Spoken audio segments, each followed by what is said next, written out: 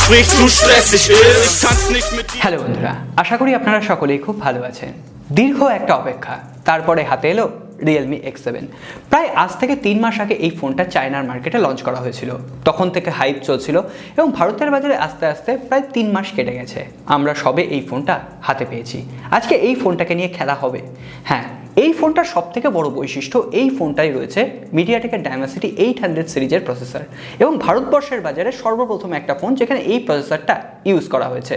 স্বভাবতই আমরা খুবই উৎসাহিত ছিলাম এই ফোনটা কেমন পারফর্ম করছে, শুধুমাত্র একটা লম্বা চওড়া নামই রয়েছে নাকি এর প্রসেসরটা সত্যিই ভালো পারফর্ম করে।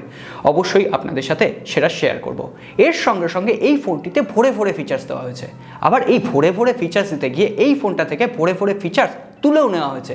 অর্থাৎ এই ফোনটাতে অনেক দুর্বল দিক আছে যেগুলো আপনাদের সামনে তুলে ধরবো। আর আপনারা যারা আমাদের পরিবারের পুরনো সদস্য তারা এতদিনে জেনে গেছেন আমরা একটা ফোনের রিভিউ করার আগে কত সূক্ষ্মভাবে সেটাকে বিচার করি, কত সূক্ষ্মভাবে সেটাকে ইউজ করার পর আপনাদের সামনে হ্যান্ডস অন রিভিউ তুলে ধরি। আজকেও তার অন্যথা হবে না, সমস্ত খুঁটিনাটি আপনাদের সাথে শেয়ার করব। তাহলে চলুন আর দেরি না করে আজকে এই ফোনটির সাথে আজকে রিভিউ শুরু করি। ভিডিওটা যদি ভালো লেগে থাকে অবশ্যই লাইক করবেন, কমেন্ট করবেন, বন্ধুদের সাথে শেয়ার করবেন আর নতুন বন্ধু হলে সাবস্ক্রাইব করে বেল আইকনটা অবশ্যই প্রেস করে দিয়ে যাবেন যাতে নেক্সট রিভিউতে আপনার সাথে আমার দেখা হয়ে যায়। আসুন আজকের ভিডিও শুরু করি।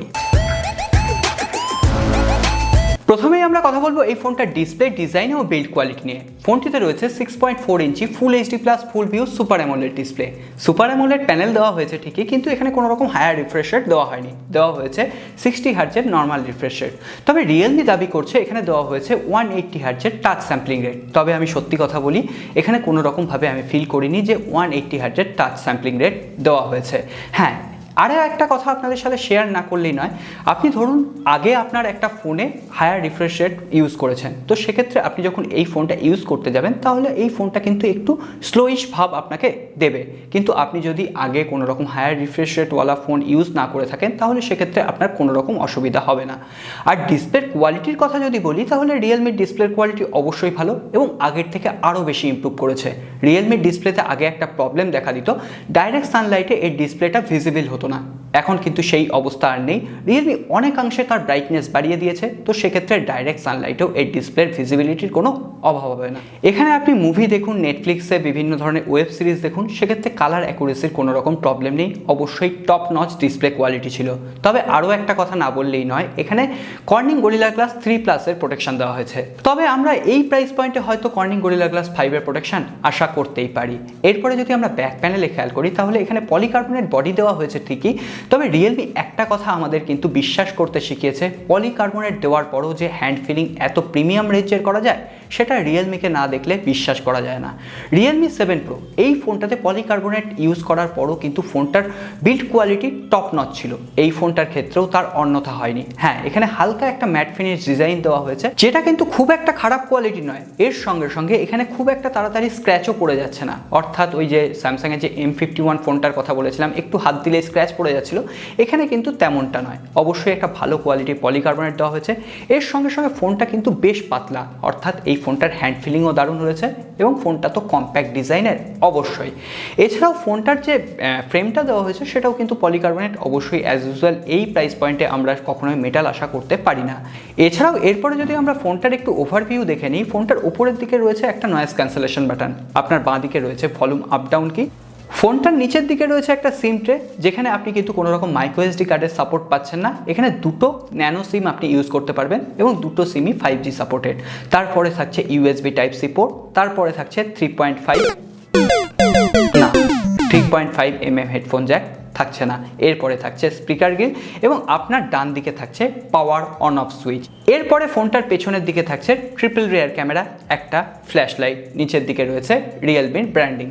প্রথমত বলে দিই, এই যে ক্যামেরা হাউজিংটা রিয়েলমি ইউজ করেছে দেখতে পারফেক্ট লাগছে। এর সঙ্গে সঙ্গে এর যে কালার ভ্যারিয়েন্টটা অনবদ্য লাগছে। বিভিন্ন আলোতে বিভিন্ন ধরনের কালার ভ্যারিয়েন্ট অবশ্যই আপনার চোখ জুড়িয়ে যাবে এই ফোনটির সাথে। হ্যাঁ, ডিজাইন একদম টপ নচ করেছে রিয়েলমি, এ কথা অস্বীকার করার উপায় নেই। এছাড়াও আমি প্রতিবারই রিকোয়েস্ট করি আপনারা যখন প্লাস্টিকের একটা ফোন ইউজ করবেন তো সেখানে অবশ্যই একটা কভার লাগিয়ে নেবেন। এই কভারটা কিন্তু আপনাকে বাইরে থেকে কিনতে হবে না, রিয়েলমি বক্সেই একটা কভার দিয়ে দিয়েছে এবং রিয়েলমি যে বক্সে কভারটা প্রোভাইড করে সেটার বিল্ড কোয়ালিটি বলুন, সেটার কোয়ালিটি বলুন, অবশ্যই খুবই সুন্দর একটা ট্রান্সপারেন্ট কভার। এরপর আমরা সোজা চলে আসবো এই ফোনটার পারফরমেন্সের ব্যাপারে।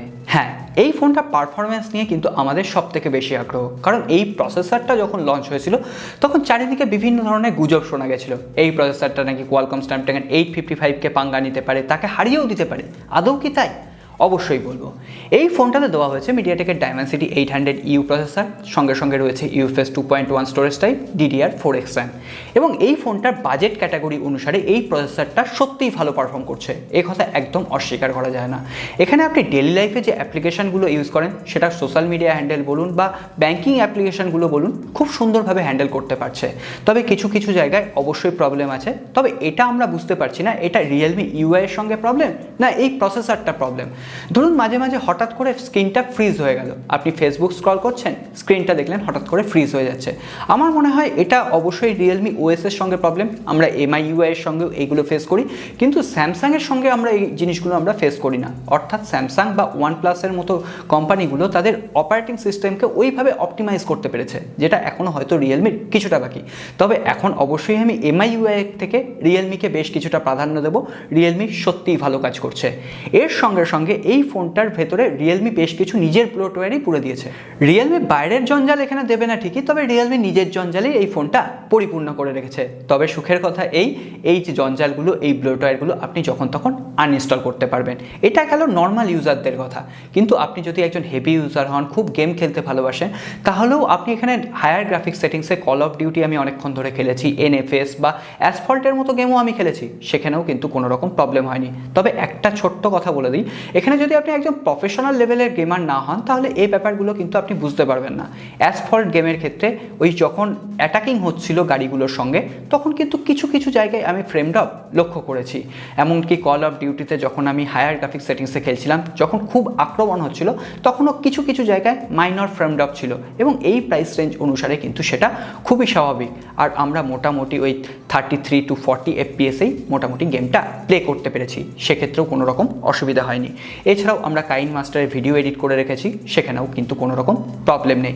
এরপরে যদি আমরা সফটওয়্যার নিয়ে কথা বলি, এখানে out of the box Android 10 রয়েছে এবং রিয়েলমি OS 2.0 কাস্টমাইজেশন রয়েছে। তবে একটা কথা উল্লেখ করে দেবো, এখানে কিন্তু ডায়ালার অ্যাপ্লিকেশন এবং মেসেজিং অ্যাপ্লিকেশনটা গুগলের ইউজ করা হয়েছে, সেখানে রিয়েলমির OS এর কিন্তু এখানে মেসেজিং অ্যাপ্লিকেশনটা আপনারা পাবেন না।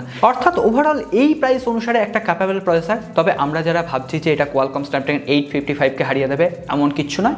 ওই কোয়ালকম স্ন্যাপড্রাগন 730 বা 750G এর মতোই এখানে পারফরমেন্স রয়েছে। এরপর আমরা সোজা চলে আসবো এই ফোনটার ক্যামেরা সেকশনে। এই ফোনটাতে দেওয়া রয়েছে ট্রিপল রিয়ার ক্যামেরা, 64 মেগাপিক্সেলের প্রাইমারি ক্যামেরা, 8 মেগাপিক্সেলের ওয়াইড অ্যাপারচার লেন্স এবং 2 মেগাপিক্সেলের ম্যাক্রো লেন্স। 2 মেগাপিক্সেলের ম্যাক্রো লেন্সকে আমি দূরে সরিয়ে রাখছি, কারণ ওটা কাজের নয়। হ্যাঁ, আগের যে জেনারেশনের ফোনগুলো সেই ফোনটার সাথে রিয়েলমি যা অপটিমাইজেশন করেছিল ম্যাক্রো লেন্সের ক্ষেত্রে, এখানেও তাই। তো সেটা নিয়ে কথা বাড়ানো একদম বৃথা যাবে। এছাড়াও 64 মেগাপিক্সেলের ক্যামেরা যেটা দেওয়া রয়েছে সেখানে কিন্তু কোনো রকম সনির সেন্সার নেই, দেওয়া রয়েছে স্যামসাংয়ের সেন্সার। মোটামুটি ডে লাইটে ভালো পারফর্ম করছে। তবে রিয়েলমির যে অ্যালগোরিদমটা ইউজ করে, হ্যাঁ, স্কিন টোনটা একটু স্মুথ করে দেয়, সেটা অবশ্যই রয়েছে। এছাড়াও লো লাইটে কিন্তু অবশ্যই প্রশংসা করব, লো লাইটে ভালো পারফর্ম করেছে। হ্যাঁ, এটা একদম এই প্রাইস রেঞ্জের সব থেকে বেটার ক্যামেরা কোয়ালিটি নয়, তবে হ্যাঁ, এভারেজলি ক্যামেরা দারুণভাবে পারফর্ম করেছে। ওয়াইড অ্যাঙ্গেলের ক্ষেত্রেও কিন্তু ডাইনামিক রেঞ্জ ঠিকঠাক মেনটেন করতে পারছিল, সেক্ষেত্রেও কোনো রকম অসুবিধা নেই। এছাড়াও আমরা যদি সেলফি ক্যামেরার দিকে দেখি, 16 মেগাপিক্সেলের সেলফি ক্যামেরা দেওয়া হয়েছে। তবে একটা সত্যি কথা, রিয়েলমি সেলফি ক্যামেরা কিন্তু অনেক অপটিমাইজেশনের দরকার রয়েছে। আমি রিয়েলমি 7 Pro এর ক্ষেত্রেও বলেছিলাম, এখানে সেলফি ক্যামেরা কিন্তু বেশ কিছুটা স্মুথ করে দিচ্ছে। আমি বুঝতে পারছি না এতটা স্কিন কেন স্মুথ করে দিচ্ছে। এখানে কোনো রকম স্মুথনেস আমার অ্যাপ্লাই করা নেই, তার সত্ত্বেও যদি স্কিনটা এত স্মুথনেস হয়ে যায়, কারোর কাছে দেখতে খুব ভালো লাগে, কিন্তু যারা নর্মাল স্কিন টোন পছন্দ করেন তাদের কাছে কিন্তু এটা গ্রহণযোগ্য নয়। এছাড়াও সেলফি ক্যামেরার ক্ষেত্রে পেছনের ডাইনামিক রেঞ্জটা বেশ কিছুটা কিন্তু সফট করে দিচ্ছে, এটা কিন্তু কখনোই রিয়েলমির কাছ থেকে কাম্য নয়। সেলফি ক্যামেরার ক্ষেত্রে রিয়েলমির কিন্তু এই ফোনটাতে বেশ কিছুটা অপটিমাইজেশনের দরকার রয়েছে। তবে এর সঙ্গে সঙ্গে আরও একটা ব্যাপারে আপনাদের দৃষ্টি আকর্ষণ করব, এখানে যে হার্ডওয়্যার সেন্সারটা আমি ইউজ করছি সেখানে দেখাচ্ছে 4 মেগাপিক্সেলের সেলফি ক্যামেরা, অ্যাকচুয়ালি রয়েছে 16 মেগাপিক্সেলের। এখানেও কি তাহলে পিক্সেল বাইন্ডিং টেকনোলজি কাজ করছে? সেটা আমরা পিক্সেল বিনিং করে আমরা 64 পাচ্ছি, এটা তো নর্মাল, কিন্তু সেলফি ক্যামেরার ক্ষেত্রেও কি এই প্রক্রিয়া চালু হয়ে গেল? আপনাদের কি মত অবশ্যই জানাবেন। এছাড়াও এই ফোনটাতে আপনি 4K ভিডিও শ্যুট করতে পারবেন আপ টু 30 FPS এ, তবে আপনি 1080p রেজুলেশনে কিন্তু 60 FPS এ ভিডিও শ্যুট করতে পারবেন, সেক্ষেত্রে কিন্তু কোনো রকম অসুবিধা নেই। টাইম ল্যাপস, স্লো মোশনের মতো সমস্ত ফিচার্স রয়েছে।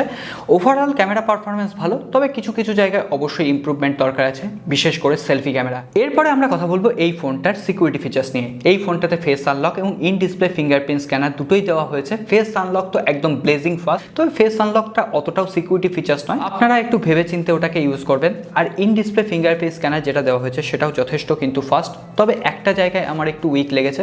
ধরুন আপনি বেশ কিছুক্ষণ ধরে ফোনটা ইউজ করছেন না, 5-6 ঘন্টা ফোনটা হয়তো পড়ে রয়েছে, আপনি যখন অ্যাট এ টাইম ফিঙ্গারপ্রিন্টটা দেবেন ওইটা কিন্তু ওপেন হচ্ছে না। হ্যাঁ, ফেস আনলকে ওপেন করে নেবেন, তারপরে আবার সেকেন্ড টাইম থেকে ঠিকঠাক হয়ে যাবে।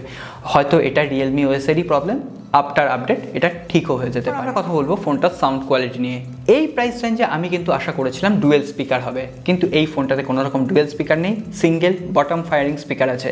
তো স্পিকারের কোয়ালিটি কিন্তু এভারেজ, এমন নয় যে টপ নচ, এমন নয় যে পাতে দেওয়ার যোগ্য নয়, ঠিকঠাক একটা সাউন্ড আউটপুট কিন্তু আপনি এখান থেকে পেয়ে যাবেন। এরপরে আসুন কয়েকটা খুঁটিনাটি ব্যাপার জেনে নিই। এই ফোনটাতে জিক্যামের সাপোর্ট রয়েছে, ওয়াইল্ডফাইন L1 এর সাপোর্ট রয়েছে, অর্থাৎ নেটফ্লিক্স, অ্যামাজন প্রাইমে আপনি ফুল HD+ কন্টেন্ট উপভোগ করতে পারবেন, সেটা ঠিকভাবে কাজ করছে। তবে এখানে জিক্যাম সাপোর্ট দেওয়া হলেও এখানে কিন্তু কোনো রকম স্টেবল জিক্যাম কাজ করছে না। হ্যাঁ, আমি অনেক চেষ্টা করেছি স্টেবল জিক্যাম কাজ করানোর, সেক্ষেত্রে ফোর্সড অফ হয়ে যাচ্ছে। এরপরে যদি কিছু উইক পয়েন্ট বলতে হয় তাহলে এই প্রাইস রেঞ্জে অবশ্যই কিন্তু আমরা চাই 3.5mm হেডফোন জ্যাক, সেটা এখানে নেই। এখানে ডুয়েল সিম দেওয়া হয়েছে, কোনো রকম মাইক্রো SD কার্ড স্লট নেই। এই প্রাইস রেঞ্জে বেশিরভাগ ফোনেই কিন্তু মাইক্রো SD কার্ড স্লট থাকাটা স্বাভাবিক, এটার ক্ষেত্রে সেটা নেই, সেটা কিন্তু অবশ্যই উইক পয়েন্ট। এছাড়াও বক্সে তো অবশ্যই একটা কানেক্টার দেওয়া হয়েছে ঠিকই, কিন্তু কানেক্টার যদি আপনি বাই চান্স নিয়ে যেতে ভুলে যান তাহলে কি হবে? এছাড়াও যদি কানেক্টিভিটির কথা বলি তাহলে কল কোয়ালিটি খুবই সুন্দর ছিল, লো নেটওয়ার্ক কভারেজেও আমি ঠিকঠাক কল রিসিভ করতে পেরেছি, সেক্ষেত্রে কোনো রকম অসুবিধা হয়নি। ডুয়েল 5G মোড অ্যাভেলেবেল রয়েছে। আপনাদের সুবিধার জন্য বলে দিই, এখানে 4টে 5G ব্যান্ডউইথ সাপোর্ট করে, তো সেক্ষেত্রে ভারতের বাজারে বা বাংলাদেশের বাজারে যখনই 5G আসুক না কেন তখন হয়তো 5G ইউজ করতে আমাদের কোনো অসুবিধা হবে না। এরপরে সবশেষে আসবো এই ফোনটার ব্যাটারি সেকশনে। এই ফোনটার পাতলা হওয়ার সব থেকে বড় কারণ এই ফোনটাতে দেওয়া হয়েছে 4310 mAh এর ব্যাটারি, না এখানে 5000 বা 7000 mAh এর ব্যাটারি নেই। তবে সব থেকে বড় সুবিধা এই ফোনটাতে 50 ওয়াটের ফাস্ট চার্জিং সুবিধা রয়েছে। বক্সে আপনি 65 ওয়াট পাবেন, কিন্তু এখানে 15 ওয়াট রিয়েলমি একটু কারসাজি করে কেটে রেখেছে, এখানে দেওয়া হয়েছে 50 ওয়াটের। এই ফোনটাকে 0 to 100% ফুল করতে আমার 52 মিনিট একদম প্র্যাকটিক্যাল লাইফে টাইম লাগে। আর একবার চার্জ দিলে এই ফোনটা আপনাকে 7 থেকে 8 ঘন্টা ব্যাটারি ব্যাকআপ দিয়ে দেবে। সো বন্ধুরা, এরপর কনক্লুশনে আসা পালা। এই প্রাইস রেঞ্জে এই ফোনটা কি আমাদের ভ্যালু ফর মানি হবে? প্রথমত বলে দিই, এই ফোনটা যদি 2000 টাকা কমে আসতো তাহলে আমি চোখ বন্ধ করে বলে দিতাম হ্যাঁ এই ফোনটা ভ্যালু ফর মানি। আর তাছাড়া বলতেই হয় এই প্রাইস পয়েন্টে আপনি Realme 7 Pro পাবেন, Samsung Galaxy M51 পাবেন, হ্যাঁ যখন অফার চলবে তখন। এর সঙ্গে সঙ্গে Moto G5Gর মতো ফোনগুলোও কিন্তু অ্যাভেলেবেল পাবেন। তো সেক্ষেত্রে ওখানে কোয়ালকমের প্রসেসর রয়েছে, এখানে মিডিয়াটেকের প্রসেসর রয়েছে। আমার অনেক দিন ইউজ করার পরই মনে হয়েছে মিডিয়াটেকের ডায়মেনসিটির প্রসেসরগুলোর আরও বেশি একটু অপটিমাইজেশনের দরকার রয়েছে। হ্যাঁ, এখানে যেমন স্ক্রিন ফ্রিজ হয়ে যাওয়া, আমি কিন্তু এটা Realme 7 Pro এর সঙ্গে এই ইস্যুটা ফেস করিনি। হয়তো এই ফোনটার সঙ্গে প্রসেসরটার মেলবন্ধনটা অত ভালো হয়নি, হয়তো আগামী দিনে এই প্রসেসরটা যত বেশি অ্যাভেলেবেল হবে তত বেশি অপটিমাইজ হবে। তো সেক্ষেত্রে এখনও পর্যন্ত আমার প্রায়োরিটি লিস্টে থাকবে কিন্তু কোয়ালকমের প্রসেসর। তো সেক্ষেত্রে আপনারা Moto G5G নিতে পারেন, ওভারঅল ভালো পারফরমেন্স রয়েছে। হ্যাঁ, এই ফোনটা যদি আর 2000 টাকা অফারে কম পাওয়া যায় তাহলে অবশ্যই এই ফোনটার তো তুলনায় হয় না। সমস্ত দিক আমি বলে দিয়েছি, কোনগুলো প্রবলেম রয়েছে, কোনগুলো ভালো দিক রয়েছে।